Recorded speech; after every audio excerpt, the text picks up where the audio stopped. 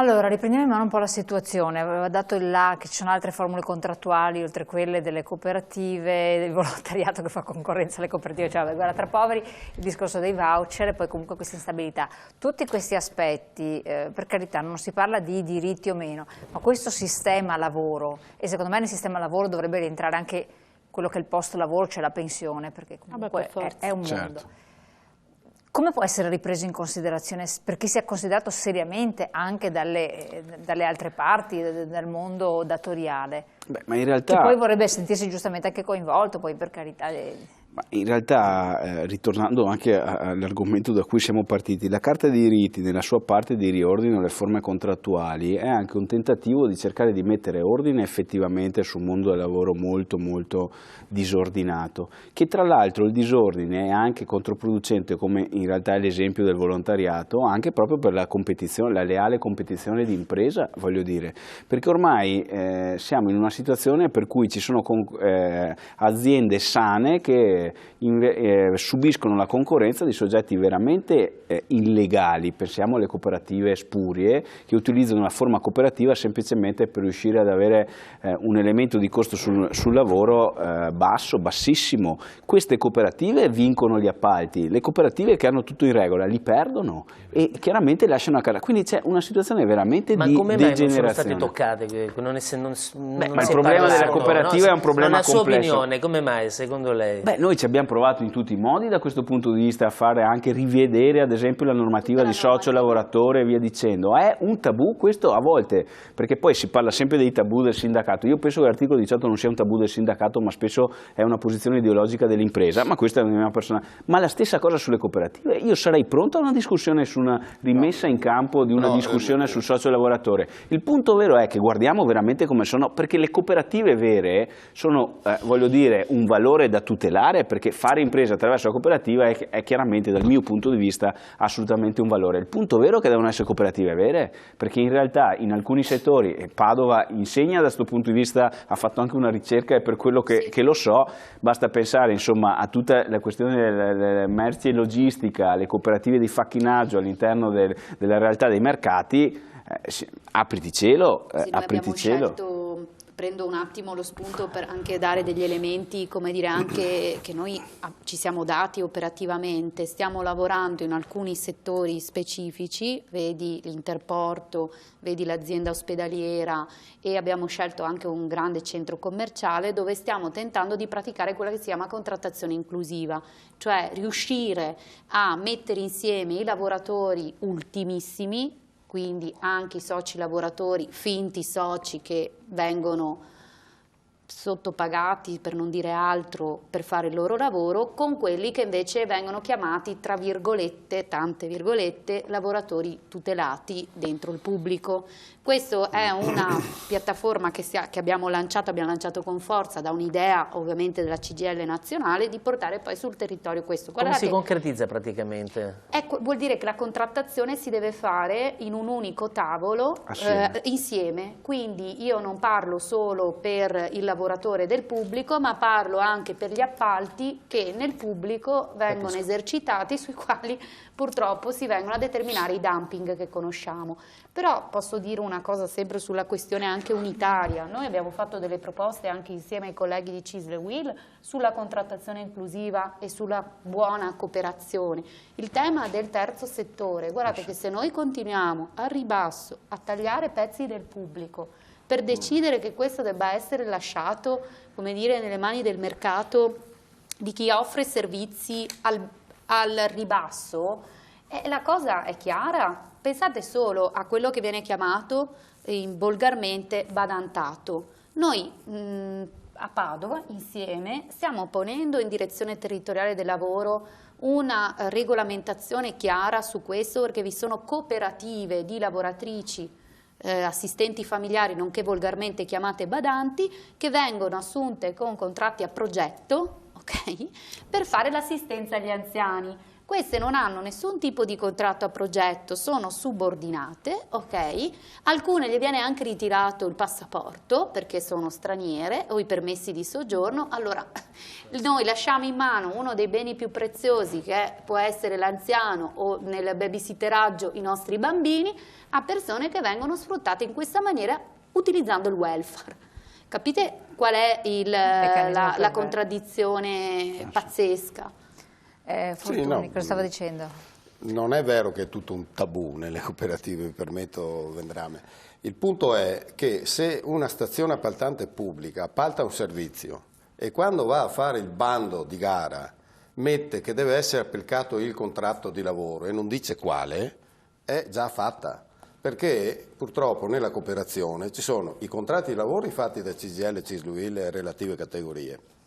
E sono contratti di lavoro equivalenti a un lavoro che quel ente o quel privato equivalente, insomma, che ci sta molto vicino, è un po' più basso, ma ci sta molto vicino, ma l'auto-organizzazione propria della cooperativa, il fatto che la cooperativa è fondata semplicemente su una fornitura di lavoro, permette di avere un'organizzazione vincente che è migliore di quella che potrebbe essere l'organizzazione interna. Ma quando abbiamo una UNCI, lo dico perché il nome è quello lì, che è un'associazione di unioni cooperative che fa un contratto che è metà degli altri e vale tanto quanto. Allora va indicato che questo è un contratto in dumping, ma è un contratto che ha sottoscritto con un sindacato che non è CGIL, CISL-UIL, tanto perché sia chiaro, sono altri sindacati molto improvvisati, se vogliamo dirlo così, e anche no, che si sono, come dire, spacciati per protettori dei diritti dei lavoratori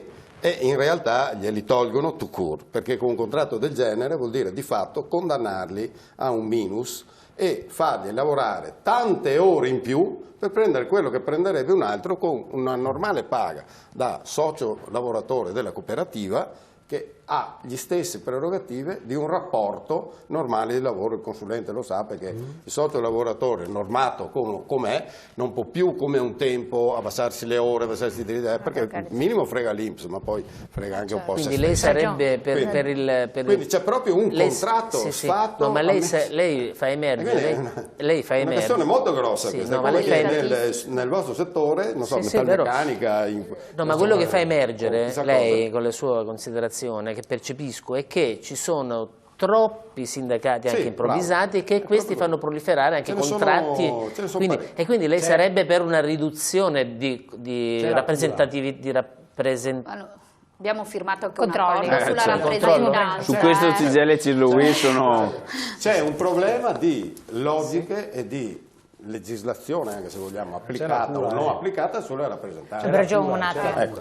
Il problema vero è che un ente pubblico non può in un bando d'appalto indicare precisamente, io vengo dall'edilizia come esperienza e so cosa dico, perché abbiamo lottato per anni su questi criteri qua, e il contratto deve essere preciso, deve essere a pari degli altri, altrimenti si tradisce una legge fondamentale, che è la pari condizione del concorrente, che è l'impresa il concorrente. Si tradisce la pari condizione, che è un concetto della pari, anche del contratto. Allora, premesso che quello che dice lo sottoscrivo in pieno, e anche questo noi consulenti al lavoro lo condanniamo e non lo pratichiamo, perché non si parla solo di contratti col pubblico, ma guardate bene che c'è un proliferare di contrattazione collettiva ai vari livelli, per lo più nazionale, che è pazzesca. Ma questi sono numeri. Ma ci sono due condizioni che vanno osservate e che non vanno evidentemente mai dimenticate. La prima, che c'è una tutela costituzionale,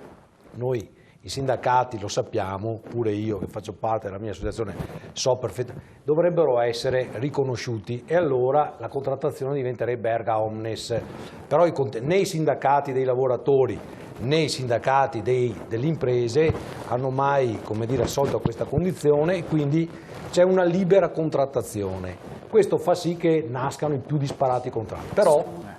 Però la Costituzione dice che il lavoratore deve essere pagato per la quantità dell'attività e dignitosamente. Non c'è nessun giudice. Allora, quando un dipendente fa una causa e dichiara di essere stato pagato da un contratto cosiddetto pirata, no? quindi sottopagato rispetto ai contratti che sono considerati quelli rappresentativi, che sono quelli sottoscritti dalla triplice, CGIL, CISL e UIL. Ultimamente si assiste anche alla UGL, però storicamente CGIL, CISL e UIL sono il limite al di sotto del quale è difficile che un giudice vada. Io non ne conosco una che è. Quindi da un punto di vista retributivo ci siamo.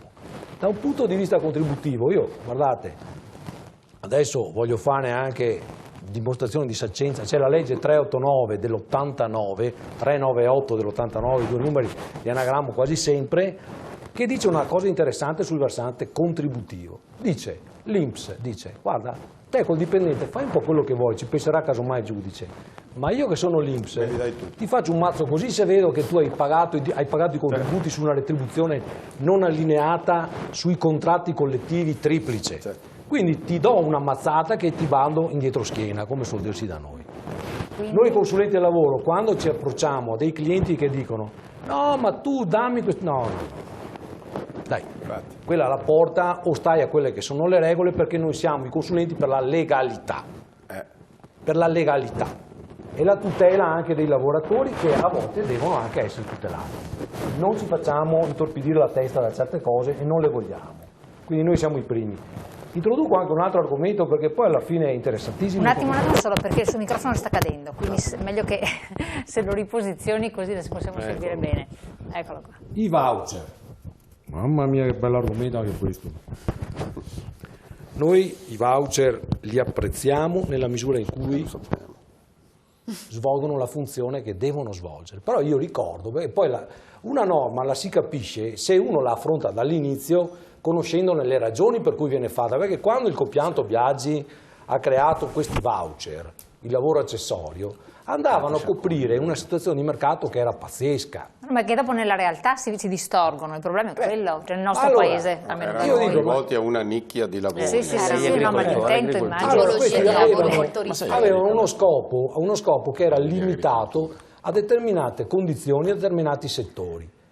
Poi che c'è stato? C'è stato un proliferare dei voucher in settori che non c'entravano niente, perché c'era il lavoro a chiamata, che per quanto poco, per me lavoro a chiamata tutta la vita è un contratto che mi piace tantissimo, se anche presenta delle criticità lo so, però io lo vedo, quando utilizzato correttamente, è uno strumento eccezionale, che però rappresenta una condizione di minima sopravvivenza, perché devi rispettare, il lavoratore non può essere discriminato, c'è la contribuzione, c'è il sistema di protezione che è totale. Poi ragioniamo su quello che è stato un uso distorto del lavoro a chiamata, e allora su questo si apre un tema.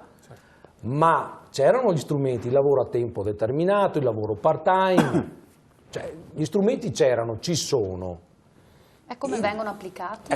Mi permetta, scusi. C'ha ragione. Il voucher è diventato lo strumento per fare intanto la verifica se ci piace o non ci piace il lavoratore e la lavoratrice, e tanto perché così tiriamo a campare. Ecco, per fortuna adesso dovrebbe esserci una volontà di andare a ingerire su quello che è un sistema, secondo me, sbagliato. Ma nemmeno il governo sa come uscirne sui voucher, secondo me. Nemmeno il governo non sa come uscirne nei voucher. Hanno inserito la comunicazione preventiva. Perché ha preso una dimensione tale per cui chiaramente nemmeno la previsione. Però è anche in molti casi viene usato anche per sanare lavori. No? Sì, però è anche invece adesso è preventiva la comunicazione. Prima si discuteva sul fatto che c'è un impoverimento generale dovuto a una spirale negativa. È chiaro.